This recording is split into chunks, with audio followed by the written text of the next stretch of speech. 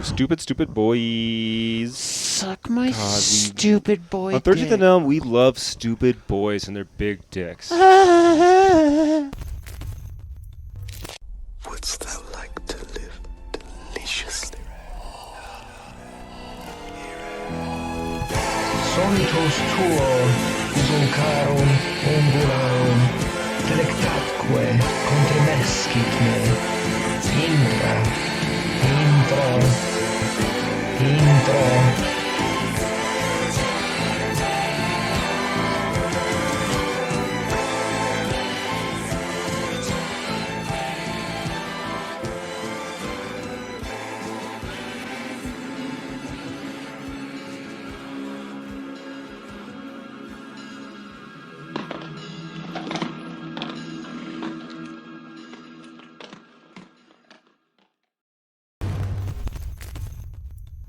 Welcome back to another episode of 13th and Elm. Go ahead and jump right in. Say hi to Bill and Rob. Hi, Bill and Rob. Hi, Bill and Rob. Yep. You guys haven't heard that joke before, and we haven't told it. So let's get back into everything else that we haven't done that you don't like. But this week we did It Follows, 2014 American film directed and written by David Robert Mitchell. This stars Micah Moore as Jay. She's the main protagonist of the film. A lot of other friends in the film that are relevant, but we might not even really touch on their names or performances. Maybe we will, maybe we won't. I guess Hugh/Jeff is kind of crucial, but it's all very much centered around Jay and kind of her perspective. And I think Micah Monroe gives a strong performance. We'll figure out if I'm alone in that. Anyway, this movie kind of follows the plot of a young woman who contracts I've seen it called this, I'm going to call it a sexually transmitted demon. STD. It's kind of a silly thing. But basically, there's the concept of this film is quite simple. You have sex, and then you contract this thing, this disease, if you will. It's kind of all metaphorical. I mean, it's like a curse more than a disease. Yeah. I would But say. it Represented. follows you. Whatever it is, and we'll get into all that, but it's going to follow you, and it is going to kill you, and once it kills you, it's going to go back to the person that you received the infection, curse, disease, whatever from, and kill that person and continue back to its origin. So the only thing you can do is to have sex with somebody else and pass it on and hope that it gets as far away from you. It's going to follow you. It's not dumb. It's very slow, but it's always coming. That's basically the concept. So we can get into that. Talk Kind of more the concept of us, too. Yeah. We're slow. We're slow, but we're All three of always us coming. are slow and usually always coming. But yeah, I feel, is this a 13th and Elm first, where the movie picked is one that we have all seen before? No. Yeah, I don't You're think right. As so. soon as I said that, I thought Alien. of like Midsummer. 3. I thought of like Midsummer, multiple as Witch. soon as I said that. Yeah. Stupid. Would have been fun. Dumb. We're If stupid it boy, was. and we love Yeah, see, stupid we are boys slow and always coming. around. All right, I'm gonna go change. Okay, I'll be right there. All right, so let's actually jump into this film because I was pretty excited to watch this. It'd been 8 years or so since I'd seen it. It came out, and I've only seen it one time prior. I did remember that I really liked it at the time. Second visit, I won't keep the suspense any longer. Really liked it. Actually, really like this movie. I'm gonna just put it out there now. We can argue for the rest of the hour. Masterpiece, straight masterpiece. Oh, it's a big word. I fucking mean it, dude. And I Like have a lot. modern masterpiece. Or like, Yeah, but Like I mean, last what's 10 that? years? What's that gonna be in 20, 30 years from now? Like, this is Nothing. a special movie. You're crazy. Yeah. There's a lot here that's great, and There's a lot that's not great too. I would love to hear that. Let's spend the next 12 seconds talking about that. Go ahead, Bill. You want me to just start with what I did not like? What did you Yeah. not like? The acting, first of all, is bad. Jay's not that bad. Jay's good, but She's good everybody else compared is to like the rest not that are great. below par. Okay, The acting is bad. it's not Jay- exceptionally bad for the genre. Jay outshines. I'm sorry if we're doing a fucking horror podcast, man. Like, is it The Witch? We're Is talking about it modern. The Shining. We're talking No. about this being a masterpiece. Yeah, but I is mean, what you just said. okay, fair enough. But I mean, And what? none of these what about like? performances were good. Okay, what about? That's not true. Micah Monroe is good. Hers was fine, and that's only because it was next to So all what the about other ones like that were Nightmare on horrible. Elm Street, which is The acting riddled is full of way bad better. acting? Like who besides Robert Englund? But it's like fun, campy. It's not fun here. It's just like, well, this is weird. Or just group of- dramatic, serious. I don't. There's a lot of stuff I like about this film, like a lot, and there's some stuff I Agreed. get that I also don't like, and that's definitely one of them. It made me. It was just like uncomfortable, and not like the fun uncomfortable that you get from some horror. It was like, well, this is not how people act and talk and are with each other, and that made me not care so about most that's of the interesting characters. though. That's the different thing potentially than bad acting. It could be I think written as part such of because it, one of the weird part things of about it was bad dialogue writing. One of I the- don't want to say writing as a whole, because I've seen these aren't like big names, but nobody's in shit. most of them. Well, the guy that played Greg was in Don't Breathe, and he's good in that. The guy that plays Paul is in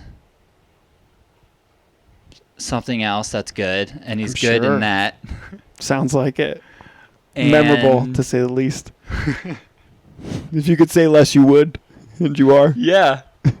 And fuck, someone else was in something that like they were also good in. So yeah, I think part of this was the characters not being written well.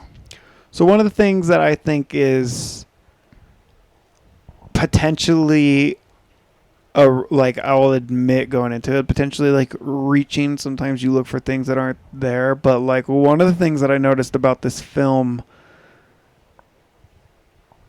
it shares. This movie is a love letter to a lot of horror film, and we'll get into that. But one of the is. things, and not the most obvious one, that I really felt was a connection between this film and the atmosphere that is present in Kubrick's The Shining. And you're going to be, but I'm just mean it's like there's a disorientation and also like a chamber quality to the world that has been crafted that is familiar. It's like uncanny, right? It's like familiar enough that like we think we know, but like where we know it's in Detroit, but like what time is it? Like what season is it? What are the rules of this world? And is it exactly like ours? And if so, then like there's a lot of questions that you would ask right away that you don't get the answers from, like why not just get on a plane or things like that, which I think Yeah, you're this- supposed to operate in a world where maybe those aren't options. And you could say that she's like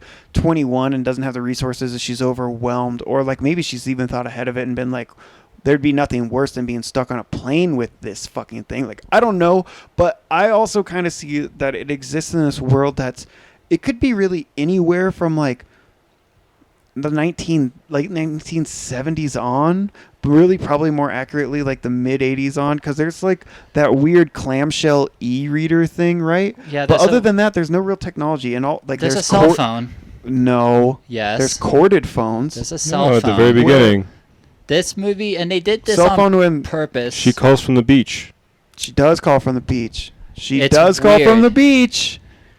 I lived at the beach. No, this But yeah, but like movie- all the things on the TV are in black and white and old like 50s monster There's- movies. Okay, Yeah, and they did, and like that's definitely on purpose. And I know what you mean with The Shining is that they did do a good job of you being like, how much fucking time has passed?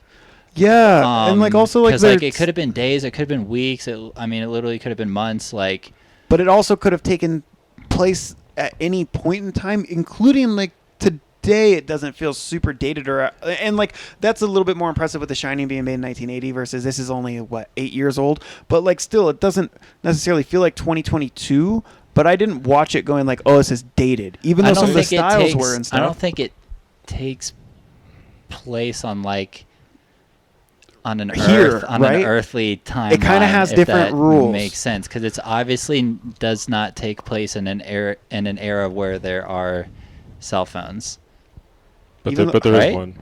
That's what I'm saying. That's Yeah. what I'm saying. Like, So I think this just kind of exists on a different parallel. You said or disorienting. whatever. I thought it was a little distracting, and I remember that's actually what stands out to me the most from this movie from the first time I watched it. And there's a lot. There's the cell phone in the very beginning. There's a fucking clamshell Kindle thing. Yeah. But like everyone's always playing cards like Old Maid. Yeah. All the TVs are like CRTs and playing black and white movies.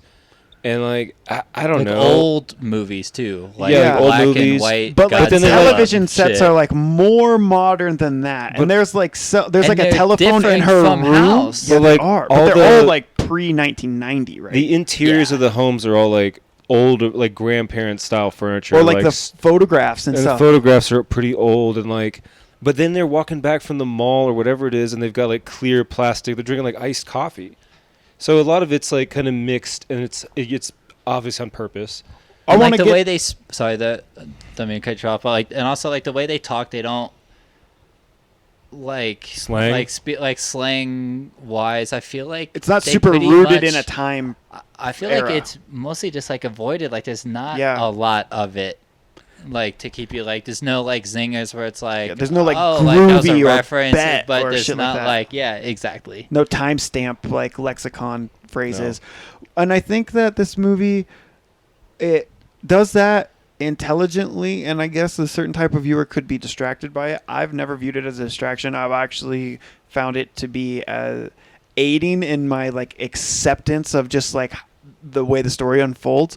And there was some things I read that we can get into later. I'll just plant the seed and we can dissect it, but it is suggesting that perhaps this is some sort of like personal interpretation of like hell or purgatory, which is kind of why these rules don't exist. And like some of the lighting and like one of the coolest scenes, or not scenes, but like images that I saw in this movie, and I was like, man, that is just like so fucking pretty, because I think the cinematography in this movie is amazing. That first Really scene fucking is good. really good. That long shot where the girl's running and she runs into the house and she runs out and it doesn't break, and it's like sets a good tension, and that music is rising. But anyway, the fucking oh god, I get so tangential. I'm sorry, Elmers, you know me, just bear with it. But what the fuck was I saying? I don't know. Right? I know. Exactly. I know. This is every time. I'm just trying to think of. I'm trying to help you. I know. I'm sorry. I think you were about to like get into like so thick of it, like the actual, like more, like we've kind of covered the plot, but more like what the plot means. Right. So it could. One of the pictures that I saw, like the Oh, still, yeah, that's what it was, One of the the stills best I saw, it's like kind of iconic. It's the yellow car that they have sex in when Jay gets the curse or whatever. The cover. But when he parks there, and they're in front of like that dilapidated building, which he eventually takes her up in when he explains like the rules or whatever. When they're in that car, they're under the center like spotlight, but there's no street lights anywhere, and the building in the background is completely dilapidated, and there's no lighting anywhere. Like it's almost like a divine light that is illuminating the car, and like everything is lit from the background and any scenes that are shot in the car, light comes from all angles. I don't know, it's just like a very unique visual perspective that like stands out in the mind artistically, but also it doesn't operate under the rules that like physics would in our normal world.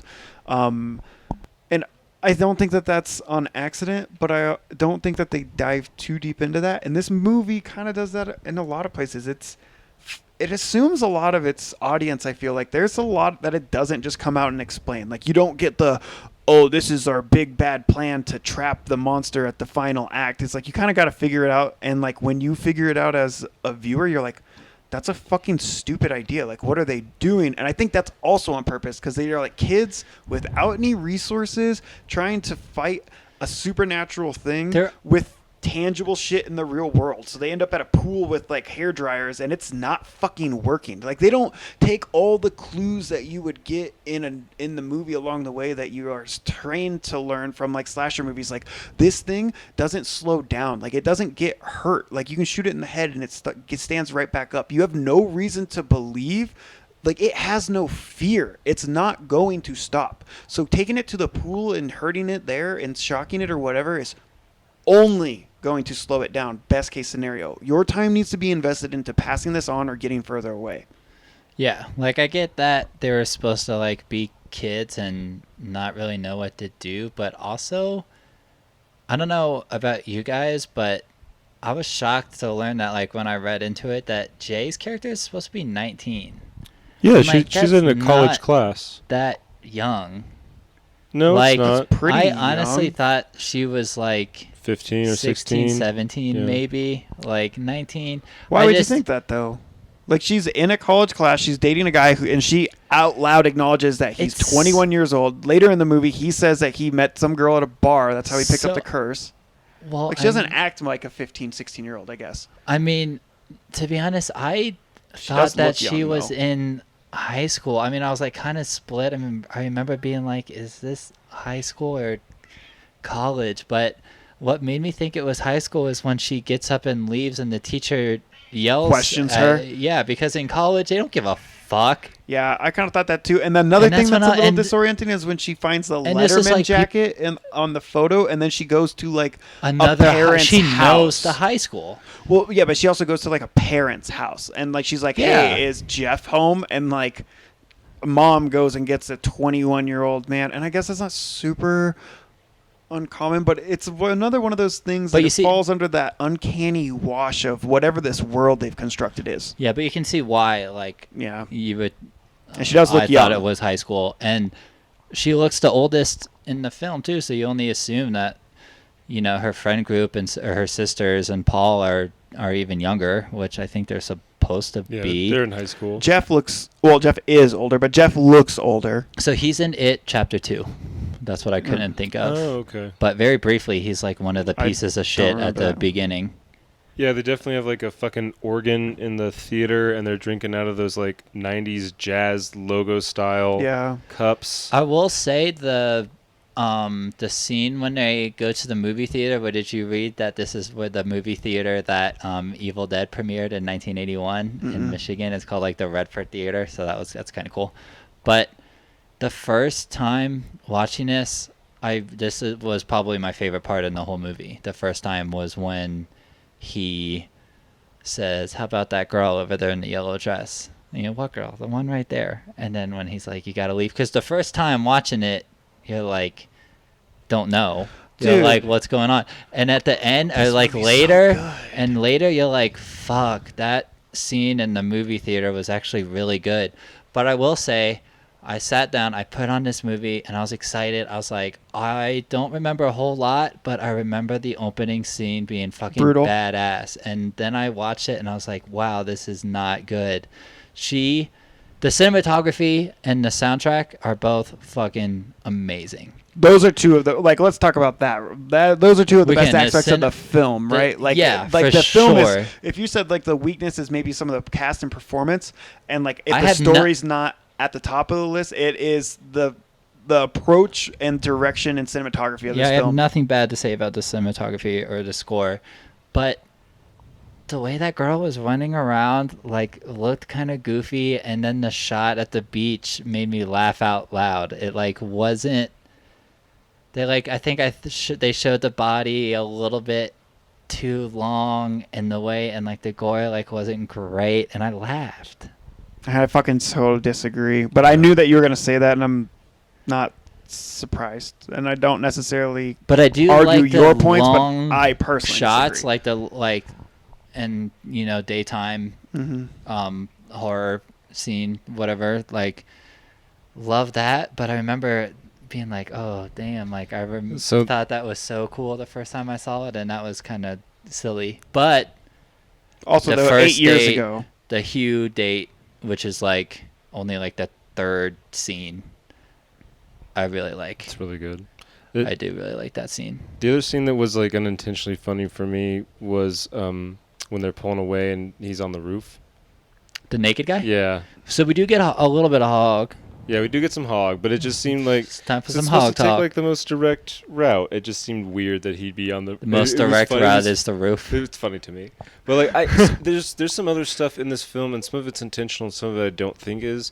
That it's inconsistencies, and some of it is like the time frame, and like I like that. It's This is the vacuum, the space-time continuum It's, type it thing. Yeah, literally is Oh, that. yeah. It's like this is like Earth 614 or whatever, Right. and we're 616. So like everything's a little wonky because Homer Simpson went back in time and like sneezed Yeah. on a fucking mosquito and you fuck things up. But I don't know, like the score's fantastic. Yeah, if it you is want to really like good. want to get my dick hard, like get like put the sense on. Like I want to hear that. Shout out Disaster Piece. Yeah. There's a lot of like you said, like long panning shots, and also like just slow, like I guess I don't know. And everything is just almost. like super fucking wide angle because you have Yeah. to be worried about every single person And, in like, the natural- shot. That is natural brilliant, light. and the rewatchability is high on this because you are 'Cause you wanna constantly look at a searching, different person. and you don't know. Even when the scene moves away to the next shot, you're not convinced that you've looked at every inch of that screen, or that when you were looking in one corner, you didn't miss something in the other. And that's the genius of those long sustained shots where nothing happens. And it's kind of like that Paranormal Activity fucking formula where like you wait 3 minutes for a It door has to you move it has 2 you inches, looking- and everybody loses their shit, Yeah. and nothing happens. But it's very simple. It's also cheap and highly cost effective. Like that is genius filmmaking, and that's one of the things about this film that I really, really, really like. And the I did like way that, that too. they are able to make you appreciate things that you missed on the first watch because of what you learned the second time around, or before you finish the first time. The way that people walk, period, in this movie, everywhere and in life. So like, there's a lot of like red herrings that aren't even supposed to be red herrings. Like you don't even know if you're supposed to be faked out. And then eventually like you look around at 3 or 4 different people and you realize that the one thing that you haven't looked at is suddenly much nearer in frame. Like this movie really, to me, is proper fucking scary. Like it doesn't have a lot of the gore and all that shit, but the tension of just like, I feel for Micah Moore's character, and I know that you're not a fan of the acting. I think that she emotes very fucking well.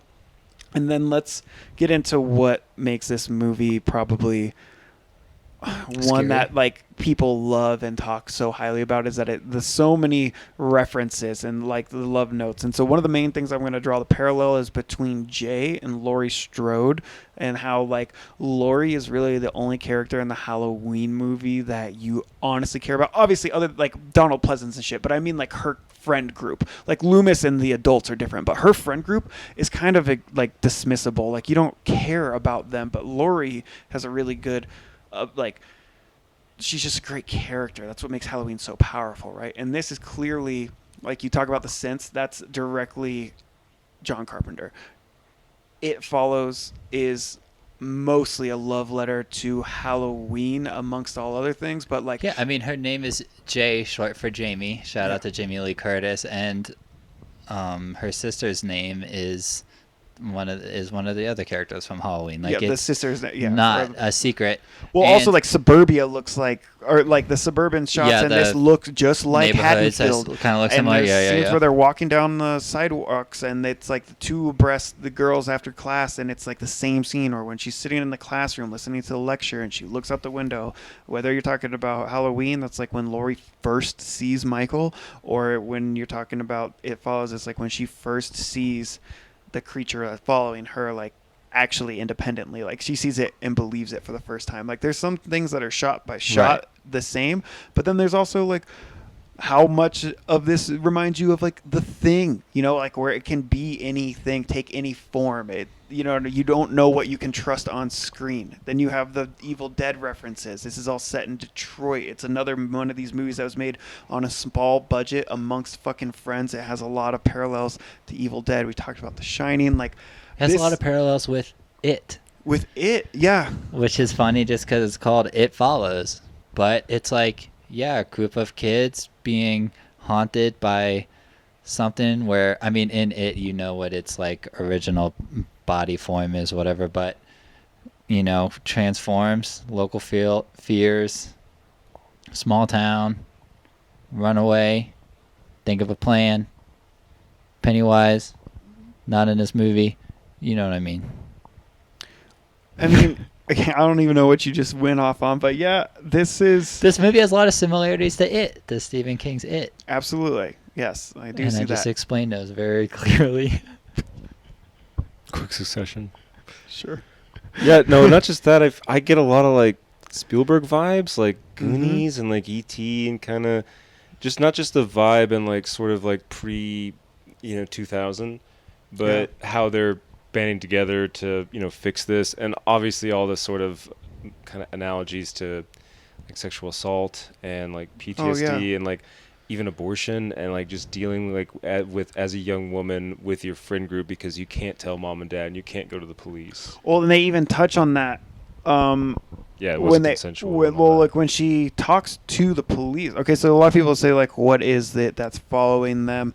Obviously, there's the direct parallels to STDs, and then there's the bigger ideas of just like sexuality in general. But like the force, the anger, like the demon that is haunting them and stalking them is kind of like a physical representation and manifestation of like sexual aggression and like rape and abuse, right? Because like if you look at all the or like a handful of the iterations of them, it's all like the first girl who's like pissing on herself, she's like disheveled, she's like drunk victim at a party, just, right? Just how like Greg dies, like when you see how it, Yes. that's very like forced. And the fact that Greg dies, and like what His does that say mom. about like sexual appetite, and the fact that like Jay, like nice guys finish last and Jay's attracted to Paul, or maybe she's not attracted to Paul but she has a respect for him and understands that she's attracted to him and actually wants to help him, but she views him as weak and incapable of actually like handling this curse, so she sleeps with fucking Greg, who's like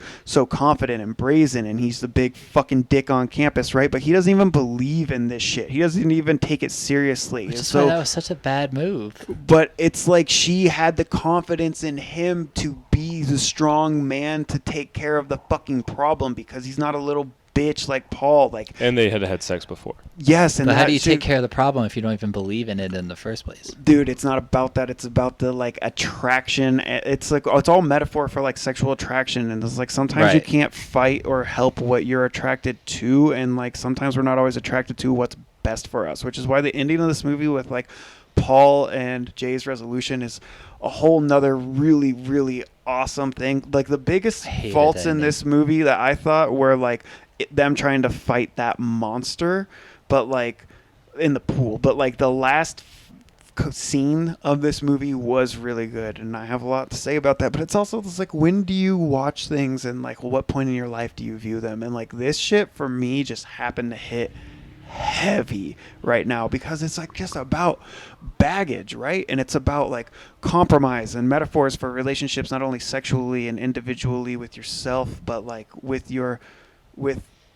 like romantically outside of sex, right? And it has to do with like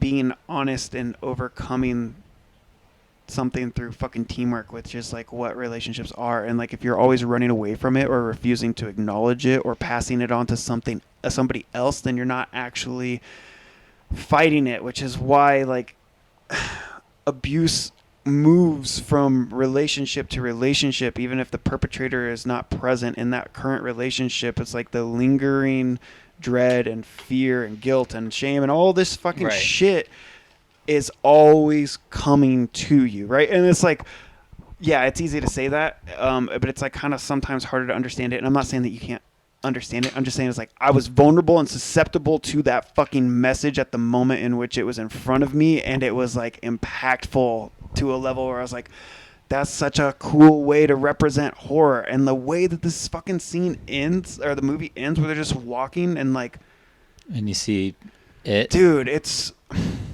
so good. It's not like too close where it's definitely it, and it's not like too far away where it can't. It's like up to the interpretation of the viewer, right? But like, you know, and like you already know it can't be killed, and like they're just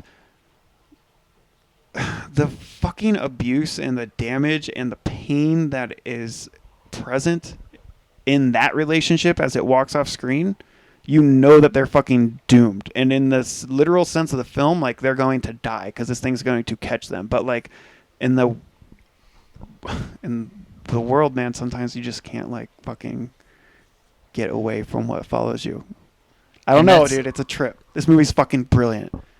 And I think it's left open enough that the thing that's always coming towards you is just, it can be anything, not necessarily like your worst like physical fear like it is in like Stephen King but, and I mean, I'm not gonna act like Yeah, I it's a little thought different, of this right? completely on my own. Yeah, but like I read a couple reviews of it, and like someone said, it is whatever you can avoid: corruption, impurity, regret, growing up, taking on responsibility, or even death.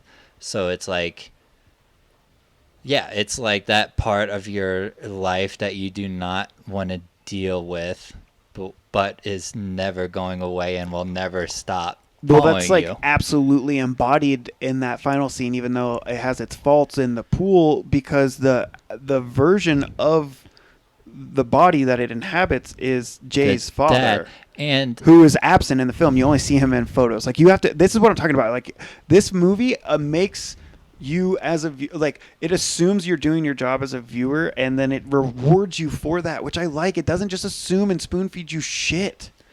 This is so much better than a fucking Annabelle movie or like a Ouija movie or like some sort of movie that has like some tropey fucking relic that it's just recycled. I mean, And yeah, while this that movie's it's better like, than bad movies. but this movie also is like all the same shit, right? It's just a tropey movie. It is a slasher, not in the classic sense, and it is a 80s horror, and it is all those things, but it somehow stayed fresh, and it provided a fucking like valuable narrative that like is aging well. The Like, narrative- goddamn, like I don't that's know. high praise, dude. I think the idea is like its strongest point, and if I was gonna talk mad shit about this film, it'd be that you had a cool, clever idea and a lot of sense, and you leaned heavy into that and kind of dropped the ball in the other areas. yeah. But this is also like I think it is a very good film. it's not flawless, but it's great. Flawed, I would even say. But That's it's what being not flawless nah, means. there's difference. There's like, that's not good and that's bad. Like, you know. But you just said it's not bad. It's flawed. It's heavily flawed, but it's good. Like, it's a good It's watch. heavily but flawed. it's You've good. been It's a quiet this good whole time. watch. Tell me heavily flawed. It's a good watch. I think this is also maybe one of the more overrated films in the last 10 years. Like, this and Babadook seem to come up a lot just in online conversation. This is so much better. I than didn't Babadook. say it wasn't. I just say that it's But I do overrated. agree, and I am like, in the to minority an- with my thoughts on Babadook. to almost an obnoxious amount. But it is a very clever idea, and it's simple, and they execute it pretty well. But yeah, man, like, What did you think of the hitting the invisible thing on the beach? what do you mean, hitting it? Did you think it was silly, like the how he gets like hair, thrown back? the hair being pulled and then That's hit with a fucking chair? great. It kind of. What are you like, talking about? The hair getting pulled up is fucking dumb. No, that's like awesome. That is like I'm like really surprised at your stance on that. That is like Really? not just like, oh, kind of a cool idea or something that was done poorly. Is like, that is iconic fucking horror cinema. That is sick, dude. One of my biggest issues is when Jeff tells her, you can't let it touch you. If it touches you, you die. And she gets touched by it like 5 fucking times, and it's fine. Yeah. Well, But when it's, what's his name? Greg. When it's Greg, it leaps like viciously at him, doesn't have a chance. But when it's Jay, she's the it- final girl. it picks up her hair, Yeah. and she's fine. That was It grabs her in the pool, and she's fine. so, some of the It- rules are like, I don't know. They don't like lay it out like he kind of does, but some of the rules are consistent. Like, it starts using tools at the like pool scene, and Which it, was funny. It also when like it showed him just throwing Yeah, random yeah. shit into the pool. It also like screeches at her when it's like the little child like climbing through, and so like, I don't know, like that, whatever. I like the tall man. I like the tall The man. tall man's the creepiest one for sure. There's also like, why does Hugh know all these rules if some fucking one night stand is like how he got who it? taught him that? Exactly. So it's like that's not the.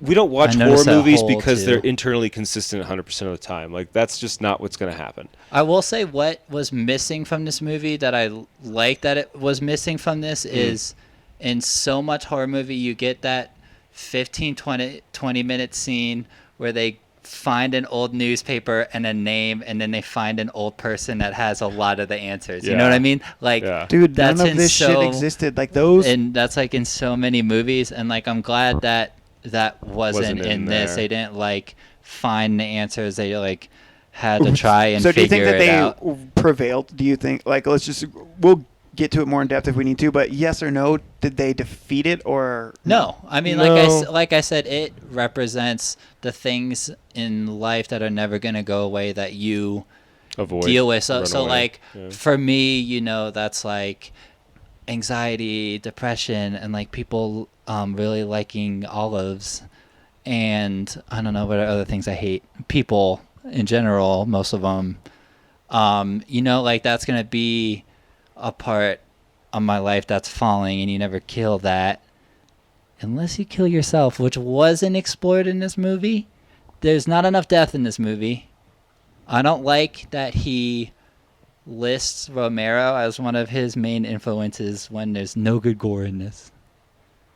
And he mentions John Carpenter, which he's got the Carpenter pace, but you don't get that crazy Carpenter The ending. third act. Yeah. Like the third act is the pool.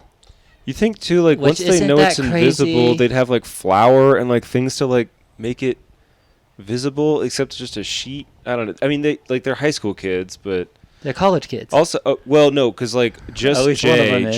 Jay and Hugh are college, but everyone else I think is in high school, like her And sister and stuff. Greg, I assume. And I mean, he Paul. looks old. This. I assume they're like seniors.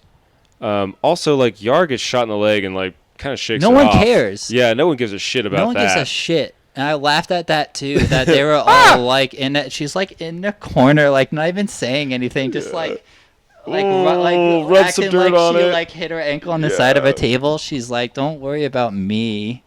Yeah. Fucking Paul shot me. But I mean, there's a lot of good cinematography. I really like. Oh the my scene God, where the- it's she's driving away from the lake house, so, Mm-hmm. like steals the car. What about the quick turns? Watch for of my cat. the quick turns and when she's strapped to the wheelchair. Oh and yeah, the stuff that whole follows. sequence is great, and like I mean, That scene is That's- really good too. this is the thing, too, is, parking, like, abandoned the parking parking garage, lot. or whatever that thing is. it's like we'll just show either like naked or just ugly, gross people, and that'll be scary. And like it's unsettling, and like there's like deeper stuff that you could read into that might be there, might not be there, but But for the final act, the pool thing, I think it should have been one of the creepier looking ones. Like it should have been the tall man or the naked man or one of them, because like I but get that that's it was so like her much dad, less of a but it fucking, was like a hot dad. I was like, this isn't was her scary. This dad. guy's hot. yeah. Yeah, but like she's stepping into adulthood. She's battling her own demons. She's cutting the ties to her fucking house and the nest, and she has to like understand the consequences of her actions. It's just something that is a unique experience to the adult. You know what I mean? That's I like get kind of that, what but childhood then- is defined by, and like I don't think that was on accident. This movie is very intentional and cerebral, and everything seems to be pretty meticulous. If not to be an homage to something, then it's I don't know. They could have at least made it like creepy dead dad. Like it could have been an obviously dead dad that was scary looking. But it was just a handsome man. But then if it's picking dead up dad, then we microwaves say and the same throwing thing them. that we just said, like, oh, well, you just get unsettling naked people, or it's like, oh, it's just suicide dad with a gunshot wound, and like I get all of it, and I'm all for gore, you know that. I'm just saying, I actually don't think this movie needed it, and I don't think it suffered from not having it. You had some cool shit. The opening scene, you might say it didn't age well. Maybe we weren't supposed to see it in 4K. Like, I don't know, but it is pretty brutal, and like it does establish immediately like what this thing is capable of, which then allows you, the viewer, to take that fear of like it's always coming, which allows you, I think, to view the movie pretty brisk pace, because the first other bit of gore or blood or anything that happens is when they shoot it and it bounces off the head and she falls down, and it's like an hour in, and then in an hour 12 we get the first kill, and this is only like an hour and 37 minutes. I think there's 3 kills in the movie, aside from the very first one on the beach. There's 3 kills total, and then the first kill, aside from that first one, is like an hour and 12 in. But I felt the whole time like I wasn't checking the time or looking around like, oh, I wish it would pick up. Like the entire time I was looking around the movie or the screen going like, where the fuck is this thing? And like, what are you going to do now?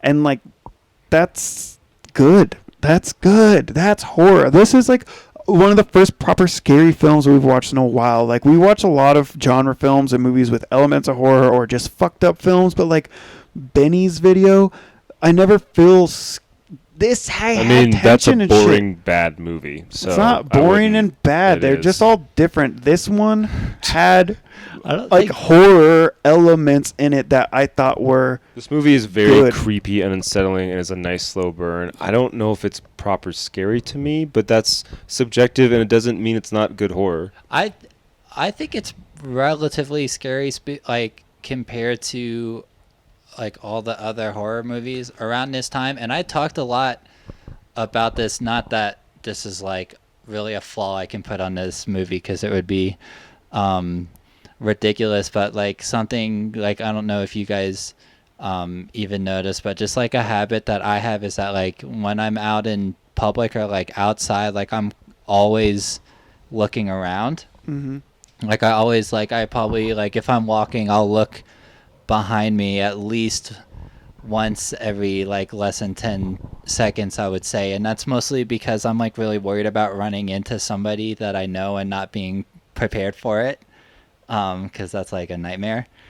So like there were parts where I'm like, it knows that she's being chased by something that isn't going to stop at anything, and she's cool, and she'll just like plop down in a lawn chair at the beach and like sip at a beer. I'm like, when I'm on vacation, I'm like, we'll be looking, I'm 360 in every 15 seconds just to make sure. I don't think that that's the typical experience, but I also think that there's a middle ground that could have been explored. But does that make it a better movie? Like, it might have a technical accuracy that you appreciate, but like, I don't need this bitch looking over her shoulder every fucking 15 minutes. I was annoyed that she wasn't scared enough. She knows. She's pretty fucking terrified, dude. When she is screaming and crying on the ground and like actually giving a really good performance when she's in the room, and then Yara's coming in right before the tall man comes in, like she's. But she's also running away, being by herself, hanging out at the beach, having a beer. Okay, let's get something straight about Jay. And this kind of fucking sucks, because this movie does have a lot of like sex positive narratives, or like not even necessarily sex positive, but like a lot of conversation about it in whatever. Jay is not a strong female character. She's not very smart. She's not very crafty. She's not very ambitious. The only goal that she speaks of at all during this movie, which does lend you to be more sympathetic to her, because who doesn't want to be in love? But when she's sitting there talking to Hugh, Jeff, whatever, in the car, she's like, yeah, I just had these dreams about riding around with these boys, like, and that, you know, we don't even really have anything to do. It's like her aspiration is just to fall in love, and there's nothing wrong with being a daydreamer when you're 19 and stuff. I'm just saying, like, right. Her character isn't defined by somebody who's resourceful, you know. And I think that they demonstrate that when she's on the beach and she considers having sex with those 3 dudes that are on the fucking boat, and like she clearly doesn't. Do you think she does? No, I don't think she does. I don't think she does. It's clear she doesn't. Well, I was going to provide my evidence as to why I think it's clear, and that's because there's no lapse in time where it is not pursuing her immediately. Okay, but there's a possibility on the roof that it's just being a menace. No, that she could have slept with one of them, not told him shit, and he died, and it just bought her some time. But time's not demonstrated. I think it would waste it. I think it's more of the moral dilemma of like her choosing not to do it, even though she wanted to, which is why she gives it to like fucking, like how it ends up with Jeff, or not Jeff, but Greg. Greg. You know what I mean? I personally think she did it to buy herself some time. I don't and think I think so. it worked. It And didn't. that's why we don't see it for a while after that. We saw it literally like in the very next frame. What's the next frame? After, like, when she's walking back into her house, like, she's got wet hair and she's, like, changing. That's, like, when it's on the roof. It was when she's leaving. So it's not like the next frame, but, like, she walks Exactly, into and her there's house. no concept of time, so that could have been days. Sure. Right?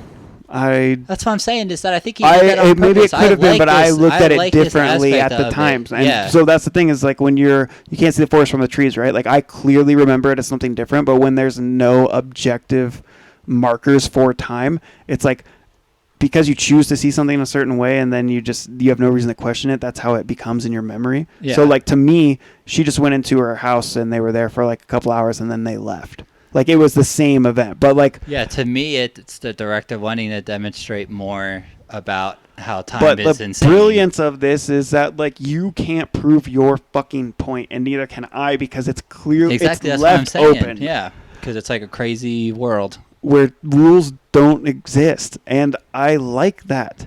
That's good.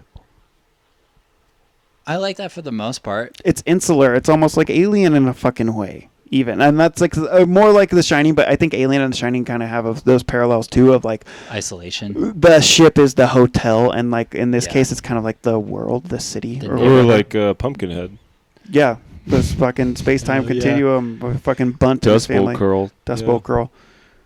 I don't know. This movie is good on its own. It has its flaws. Soundtrack and cinematography are banging. It has a really good narrative that's not always present in the genre, that I think makes it more palatable for non-horror fans because of the lack of gore and because it has something to say. I do think that a wide audience can get behind this film, but also if you are a fan of Carpenter, King, Kubrick, 80s horror, if you like slasher movies, if you pay attention to names and characters and Easter eggs, there is a ton for you in this film. Like, that's undeniable. Yeah, for sure. And I do think this movie, and this is also like not even something that I'm like should be talking about, but I think he does a good job at really bringing in some of the big fears that women have to face that men might not always be aware of, like, you know, trusting a man to the point of having sex with him and then immediately being, you know, chloroformed and waking. I mean, like, that's Well, I mean, that is a assault, nightmare. right? Like, Yeah. let's be honest. And obviously it's for a reason. And like, as a viewer, you get that it's a plot vehicle or a plot device, but like the idea that you are being chloroformed and like bound, Yeah, that's that's like a that's a nightmare. crime. Well, but also that's a crime. Well, yeah. right? Objectively, Yes. Even though it's like for the point of telling her how the rules and how to survive or like whatever, and he lets her go. He doesn't technically like kidnap her or whatever, but he commits a crime. And the thing that she does in this movie that I think is smart, and like we don't always see this in horror movies, and it's one thing that everybody always yells at the screen, the very first thing she does, and this is all relative to your point about the fears of women have that were demonstrated in this film that sometimes men don't think about. She goes to the police.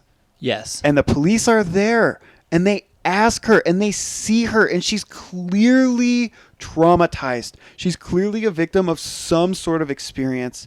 And they ask her, like, have you been to his house? You know anything about? And guess what? Dick all fucking happens. Nothing happens. They don't do shit. They don't do a fucking thing. Fucking That's dumb cops. and these are all the And that's little a real things thing too. that are planted around the idea of sex and sexuality that's terrifying, not just the STDs, not just choosing a partner, but like the whole idea of like who you choose to lay down with, who you choose to become vulnerable with. Like you invited in, it's almost like it's like a vampire in ways, you know what I mean? It's like you chose to allow this to happen, and that is not only like a fear, but there's also like an inadequacy complex that like I think hijacks people's confidence and security systems that is really terrifying in itself. Yeah, no, completely. I mean, especially as a woman, and I'm not a woman, but if you're a woman and the man is bigger, stronger than you, like, you're vulnerable, and then you're out somewhere and on the boondocks, like, parked somewhere under a street lamp, Because also, it's really scary? Stalking. And, like, being stalked. And that's also, like, what this is, and, like, and something that you have to be careful about. And the idea that it could be anybody that you don't know who it is. It could be a stranger, somebody you've never seen. It could be somebody that you trust in real life. It's a guy that you used to date in high school. It's your dad. It's any way to manifest an abusive relationship or an addiction or despair or sorrow or hurt or loss. Like, and it's like the thing in that sense that it can occupy any space, or it even, like, Pennywise, it pries on your fear. This one is a little different. The rules aren't super clear necessarily, and we don't have a larger source material to draw from, but it seems like this, obviously it would just be something that you would be terrified of or completely not notice, so it could get to you and kill you. But this one seems to be something that it's like harvesting your core memories, and it's using whatever it can to get as close as possible. And a lot of times it does appear as something familiar, like when Greg dies, it's his mom knocking at the door. Yeah. Or, I don't know. There's a lot of metaphor. It's like a succubus, but like in a roundabout way. Yeah. Or like a changeling even. Yeah. Yeah. But like it's trying to have sex with you, but it's not the entity. It's like, it's a sex curse. Yeah. Yeah. It just kills you. Clever idea. Very clever.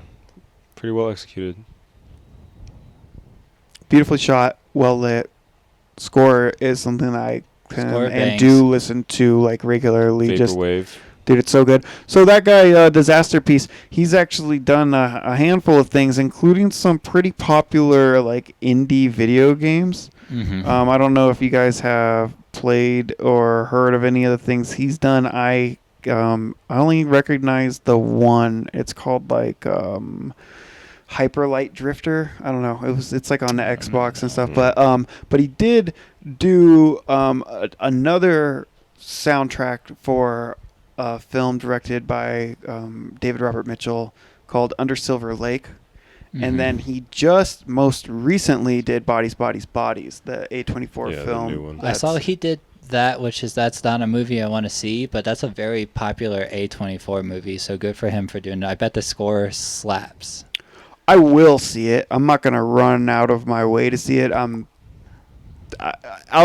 I know myself well enough to know that the rate I consume horror and A24 and the likelihood that at one point it'll be in front of me, I'll watch it when that time comes, or if I give a fuck in that moment, doesn't look likely. And I've honestly, initially, I've heard it's pretty comedic. I've heard it's really funny. And maybe that'll make it a better film, because I don't really see that cast delivering a horrifying movie. But it's probably funny because of Pete Davidson, and I hate him. You can hate whatever you want, but if something's funny, then it's fucking funny. If it's not funny, then it's not funny. It has nothing to do with like the people source. that like Pete Davidson might be the ones that are like, oh, it's really fucking funny. But like I didn't like Jordan Peele at all. Like I think Key and Peele is pretty fucking dumb, but now I have retroactive respect and appreciation for it because I gave it a second chance after seeing Get Out with an open mind, regardless of the fact that it was coming from somebody that I was pretty sure I didn't fucking like. So I'm just saying, like, I don't know, maybe don't be such a fucking cunt about it, but he's also not in Get Out. He wrote it and directed it. It's like his brainchild. I'd much rather watch a horror movie. I would not rather watch a horror movie that fucking Pete Davidson wrote and direct. Yes. Dude, no fucking way. Are you serious? I don't. You want to give this motherfucker creative control? You want to hear his narrative for an hour and a half? Give him 40 minutes of screen time. Let him take his shirt off and say some goofy shit, show off his big ass teeth, and sell tickets to 17-year-old girls. I don't really give a fuck about that. I don't want to hear him. So he's a vampire. I don't want to hear his like thoughts. Have you ever listened to his stand-up? It's worse than looking at him. But guess what? If he directs it and writes it and he's not in it, you don't have to look at him. I know, That's and I what would I'm rather saying. look at it than listen to his stand-up. I'm Is what saying I'm the saying. opposite is I hate his face and his voice and how he talks. Oh, and that's what he just says. really fucked up. So it's all superficial. I get that, but I mean, I But just I'm not don't allowed appreciate to it. like of someone, a famous comedian. I'm not allowed to You dislike can't a think he's comedian. ugly. You're allowed to dislike him. I'm just saying, like, I don't know. I'd You're a watch the petty movie. piece of shit, Bill. You just said you wouldn't watch something that he directed. Oh no, I wouldn't, He wouldn't. because I don't like Okay, his then. art, not just because I don't like the way he looks. I think he's ugly and a bad artist. You know, that's fucked up because I've heard this and I dispute it. But a lot of people will be like, "Oh, you know who Pete Davidson is?" I'm like, "Fuck you!" And they're like, "You kind of look like him." I'm like, "I'm just tall with tattoos.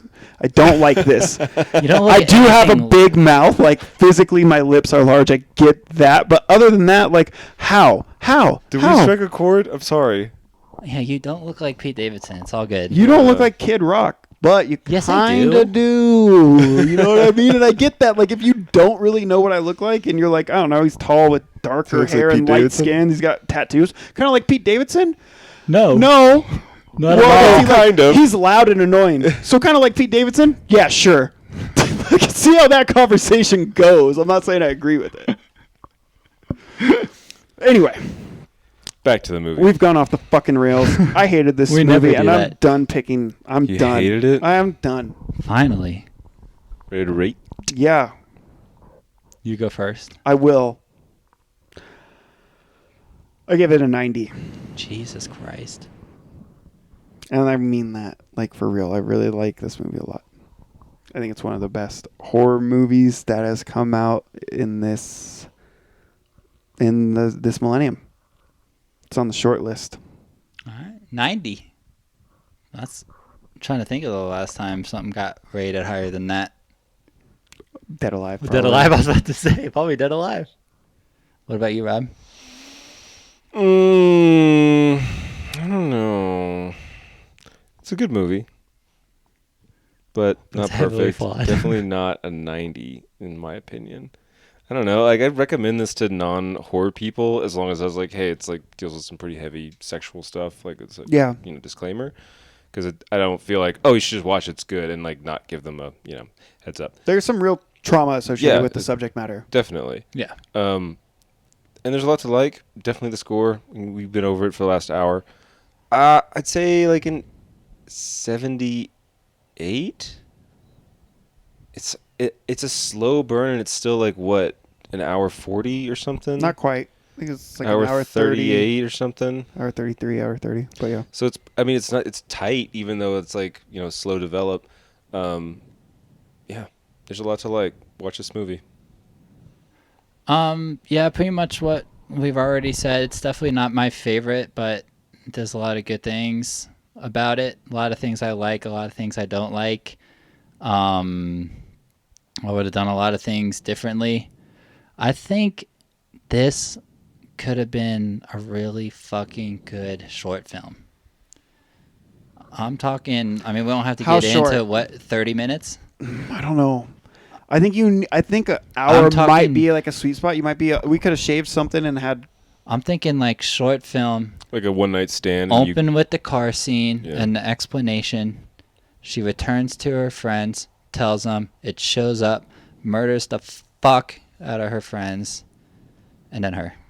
I think that formula suffers No, there'd be a because better of- way, but I It's, just you need the first scene to establish what the monster is capable of, right? That's classic. Like, you need to know. You can't spend the whole movie. If you think this movie is boring and there's not enough gore in it now, imagine spending the first hour or 10 minutes. I know it's a 30-minute short, but imagine spending the first 4/5 of this movie not even knowing if this thing has, like, a corporeal form where it can cause physical damage. Like, you need that, A, and B, I do think that, because I kind of agree, it's like, oh, you should, because in my memory, the movie starts with her, like, she opens her eyes and she's tied to the wheelchair, and it's almost like where it should start.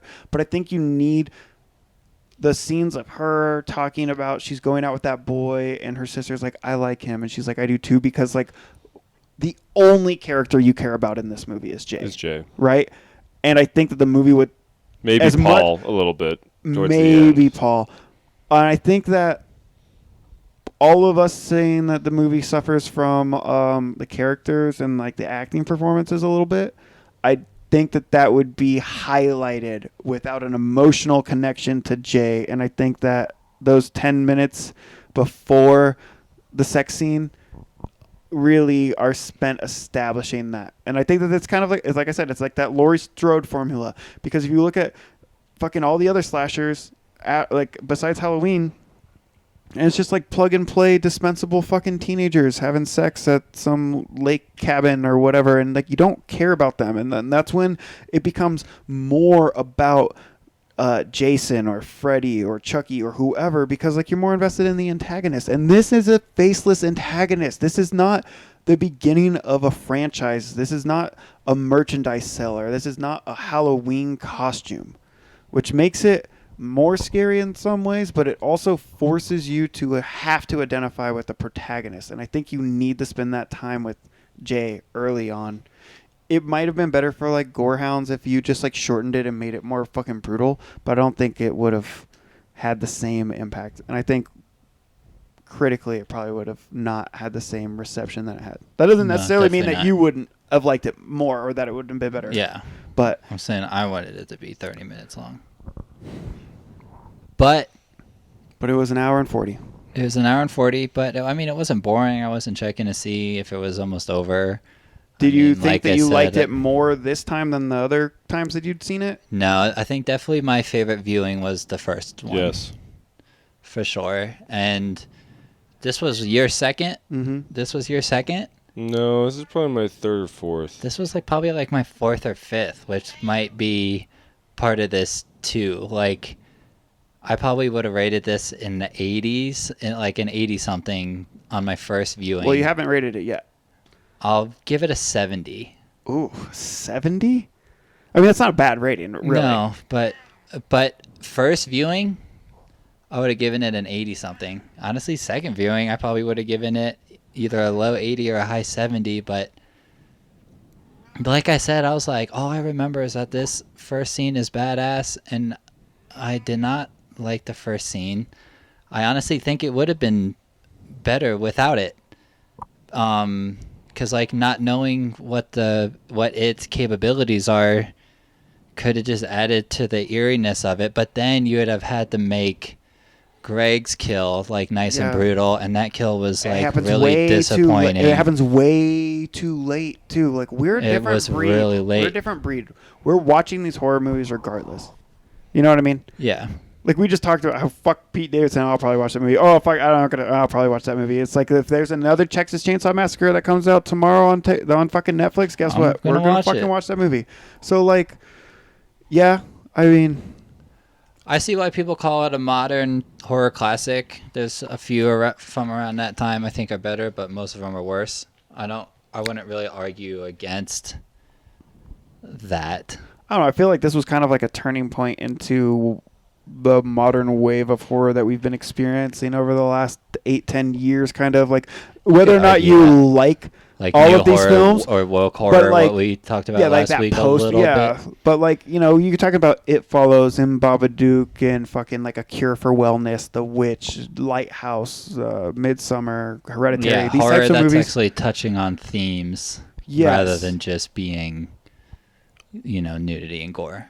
And it's weird because like we had this life experience with horror that was like mostly post 80s slasher, where we got these weird like 90s slasher movies that really didn't follow the same formula. There was very little nudity and very little gore, but it was a lot of like Ice Cream Man, The Dentist. No, I'm talking like, you know, like the Halloween movies that came out in the 90s, or like H2O, or like Scream, I Know What You Did Last Summer, Final Destination. These movies that all have like the cover with like 7 fucking heartthrob stars and one big killer like superimposed behind him. Like all those movies, like that's like a formula that kind of doesn't exist anymore, like that second slasher boom. And then we went into this crazy weird like torture porn extreme cinema post 9/11 home invasion type of shit that was like really quite over the top, and I don't think we realized how over the top it was until you go back and look at it. But like even if you look at like Land of the Dead, Hostel, Hills Have Eyes, Inside, Martyrs, all the movies that were coming out from like 2001 2002 to like 2008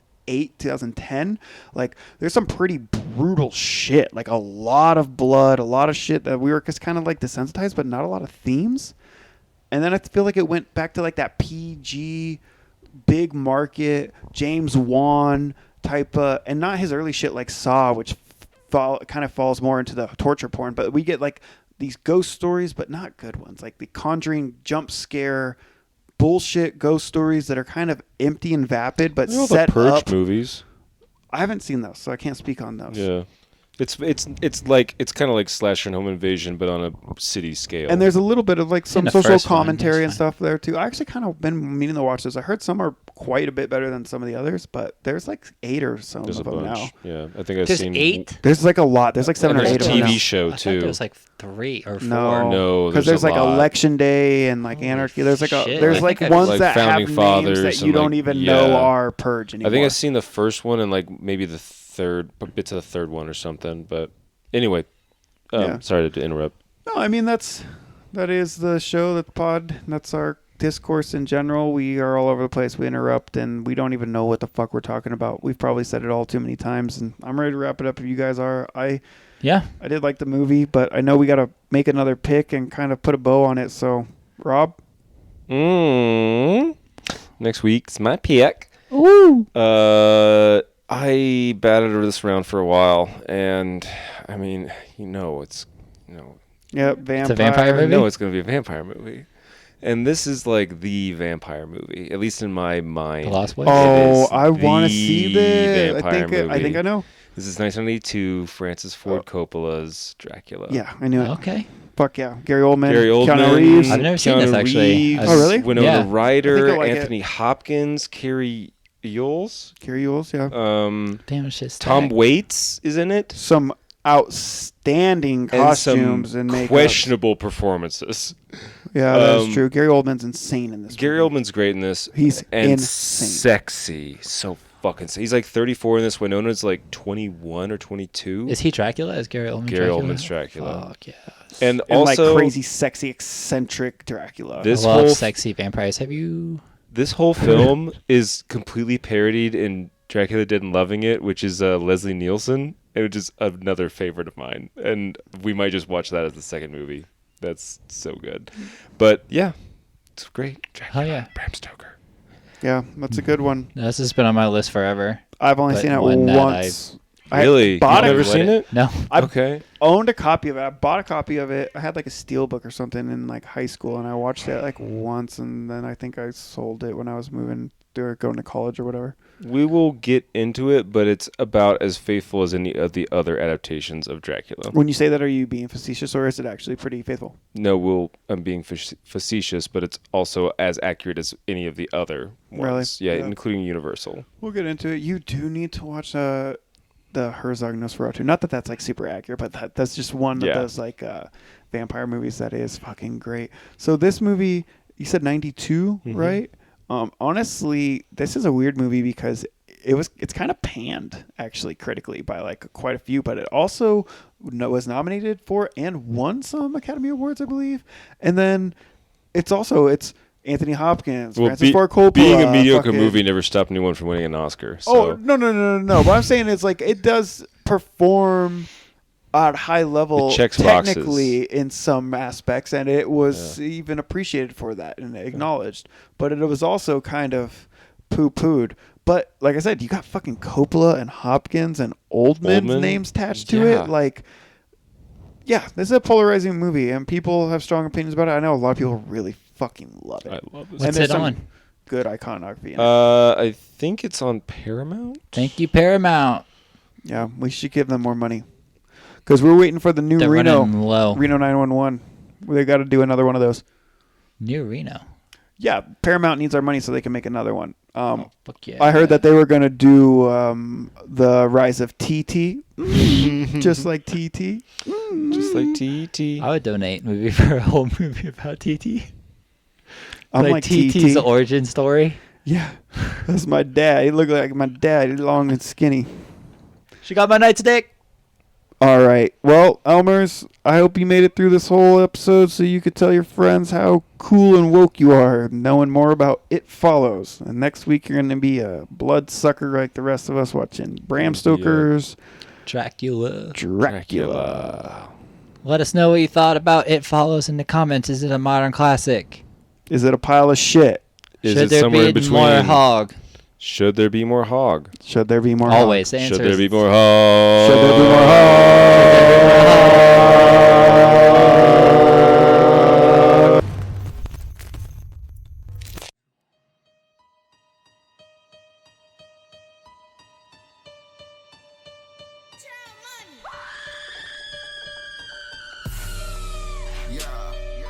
Pull up with us, watch 2 films. Come on, watch 2 films. If you scared, don't come over here. 13th Elm. 13th Elm. 13th